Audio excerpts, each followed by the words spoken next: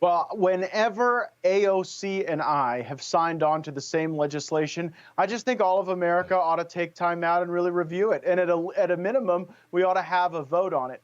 This legislation to prohibit stock trades for members of Congress really goes to what we think about our Congress. If it's a place you go for a few years, do your service, and then return home, well, it's not really that much of a sacrifice to suspend trading during that period of time.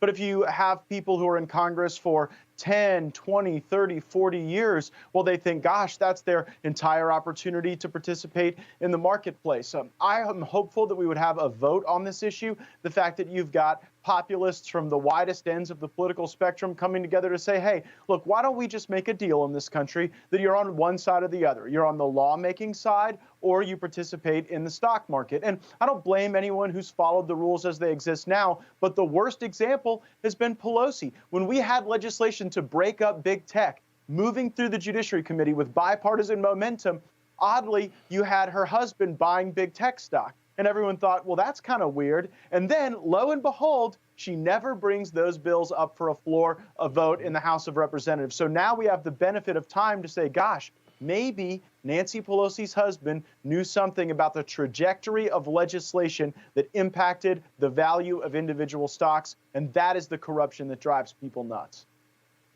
All right. So, look, I've seen violations of this so-called Stock Act. I think there was 52 examples of this from both sides of the aisle. The penalty is nothing. It's like $200 if you don't report properly your stock trades. Big deal when it comes to people making millions of dollars. So why is it that Republicans don't see this opportunity? I'm telling you, every moderate, every working class mom and pop out there wants to support what you're doing. Why can't they see it?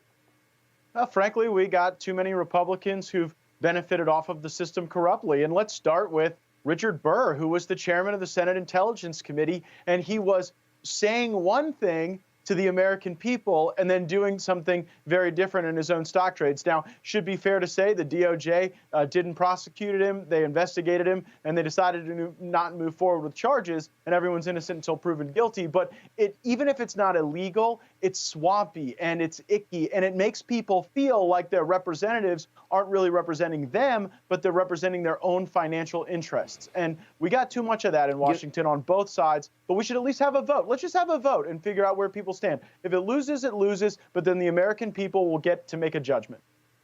Yeah. I find it totally ironic that everybody's coming after you. They say the DOJ is coming after you. They say everybody's coming after you, and you're one of the only two Republicans calling for transparency and to uphold the law. How does that work, Congressman Matt Gaetz?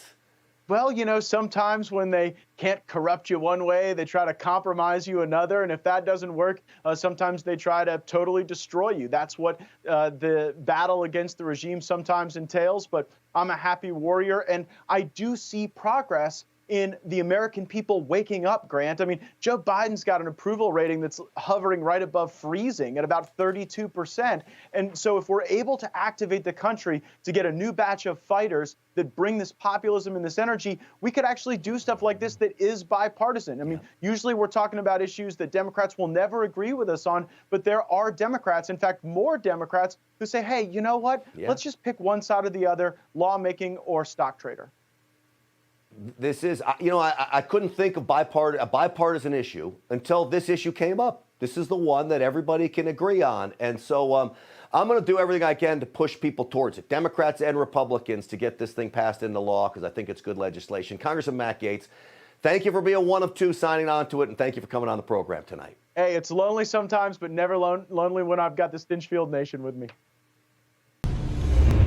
Grant Stinchfield is on Newsmax every night, fighting for the America First agenda.